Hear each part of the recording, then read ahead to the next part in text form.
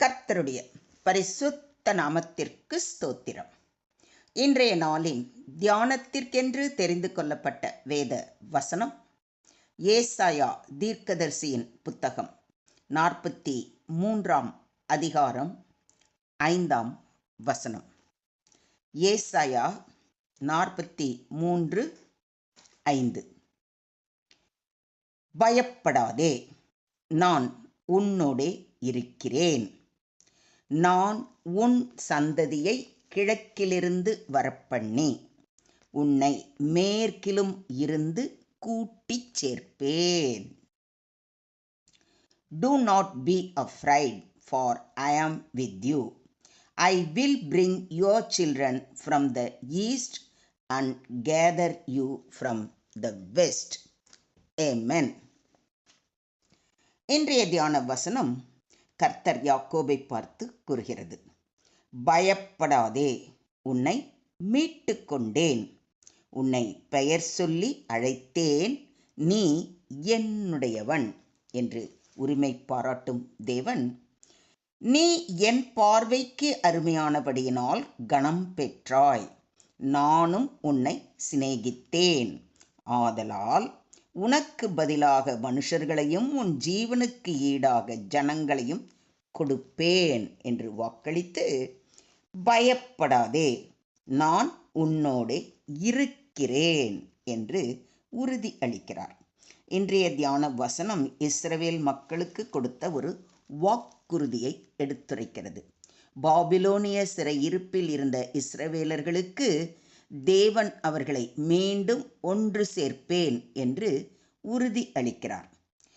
தேவன் பாபிலோனிய சிறைவாசத்தில் இருந்தவர்களை மீளப் பெறுவார் என்பதற்கான வாக்குறுதி இது. ஆனால் இதன் ஆழமான ஆன்மீக அர்த்தம், தேவன் தம்முடைய மக்கள் யாராக இருந்தாலும் அவர்களை ஒன்றாக சேர்ப்பார் என்பதே. பயப்படாதே, இது தேவன் அடிக்கடி கூறும் நம்பிக்கை வார்த்தையாகும். வேதத்தில் பயப்படாதே, ஃபியர் நாட் என்று 365 முறை கூறப்பட்டுள்ளது. இது ஒவ்வொரு நாளும் தேவன் நம்மோடு இருப்பதற்கான உறுதி. தேவன் தமக்கு சொந்தமான மக்களை ஒருபோதும் விட்டுவிட மாட்டார். தேவன் நம்மோடு இருப்பதால் நாம் பயப்பட தேவை இல்லை. நான் உன்னோடே இருக்கிறேன் என்று உறுதியளிக்கிறார். தேவன் நம்மோடு இருப்பதன் மூலம் பாதுகாப்பையும் வழிகாட்டுதலையும் அளிப்பார். உன் சந்ததியை கிழக்கிலிருந்து வரப்பண்ணி என்று சொல்லப்பட்டிருப்பதை கவனியுங்கள். கிழக்கில் உள்ள நாடுகளில், அதாவது பாபிலோன், அசிரியா போன்ற நாடுகளில் சிறைப்பட்டு சிதறி கிடக்கும் இஸ்ரவேலர்களை மீண்டும் திரும்புவார்கள் என்று உறுதி அளிக்கிறார். உன்னை மேற்கிலும் இருந்து கூட்டிச் சேர்ப்பேன், அதாவது மேற்கிலும் இருந்த எகிப்து, கிரேக்கம் மற்றும் ரோம் போன்ற பகுதிகளில் சிதறி இருக்கும் இஸ்ரவேல் மக்களையும் தேவன் திரும்ப கூட்டுவார். நான் உங்களை ஜனங்களிடத்திலிருந்து சேர்த்து நீங்கள் சிதறடிக்கப்பட்ட தேசங்களிலிருந்து உங்களை கூட்டிக் கொண்டு இஸ்ரவேல் தேசத்தை உங்களுக்கு கொடுப்பேன் என்று கர்த்தராகிய ஆண்டவர் உரைக்கிறார் என்று சொல்லு என்று எசேக்கியேல் தீர்க்கதரிசி மூலம் கூறுவதை எசேக்கியேல் 11:17 வாசிக்கிறோம். கர்த்தராகிய ஆண்டவர் சொல்லுகிறது என்னவென்றால், இதோ நானே என் ஆடுகளை விசாரித்து அவைகளை தேடி பார்ப்பேன்.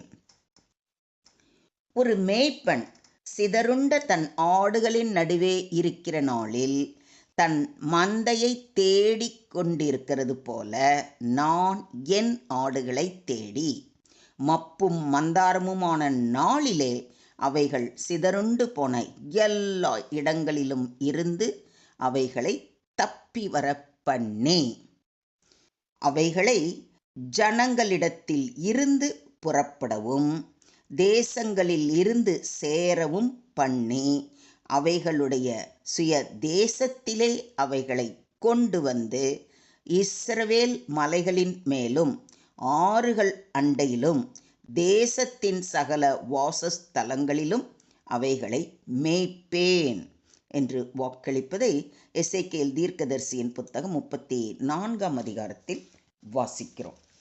இது பாபிலோனிய சிறையிலிருந்து திரும்பும் இஸ்ரவேலர்களை பற்றியது. ஆனால் இது மெய்யாகவே ஒரு பெரிய தீர்க்க தரிசனமாகும். காரணம், தேவன் உலகம் முழுவதிலும் பரவிய தம்முடைய ஜனங்களை மீண்டும் ஒன்று சேர்ப்பார் என இதன் மூலம் பறையொலிக்கிறார்.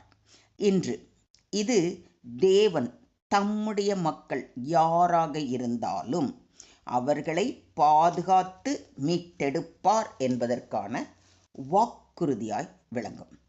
இயேசுவின் மூலம் நாம் அனைவரும் தேவனோடு ஒன்றாக இணைக்கப்படுவோம்.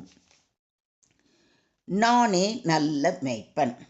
நல்ல மேய்ப்பன் ஆடுகளுக்காக தன் ஜீவனை கொடுக்கிறான் என்று நம்முடைய ஆண்டவராகிய இயேசு கிறிஸ்து கூறுவதை யோவான் எழுதின நற்செய்தி நூல் 10ஆம் அதிகாரம் 11ஆம் வசனத்தில் வாசிக்கிறோம். இந்த தொழுவத்தில் உள்ளவைகள் அல்லாமல் வேறே ஆடுகளும் எனக்கு உண்டு. அவைகளையும் நான் கொண்டு வர வேண்டும். அவைகள் என் சத்தத்துக்கு செவி கொடுக்கும்.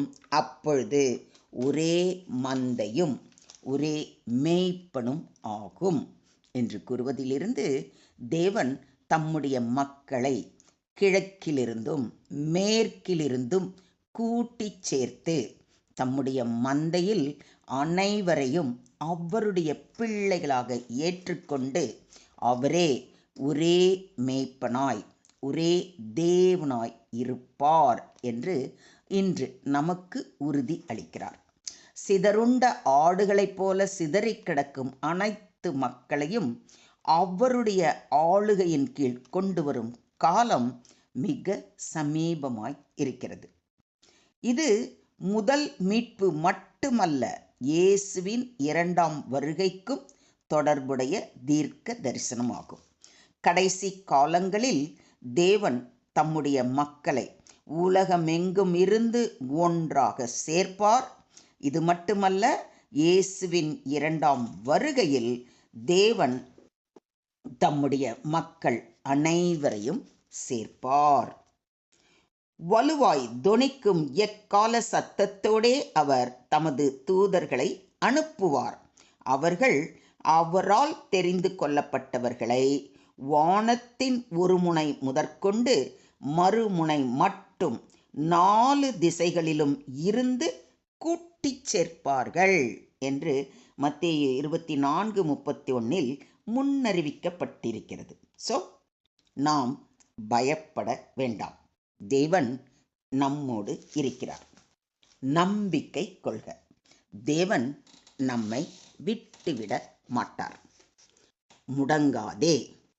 கடினமான சூழ்நிலைகளில் கூட தேவன் மீட்பார்.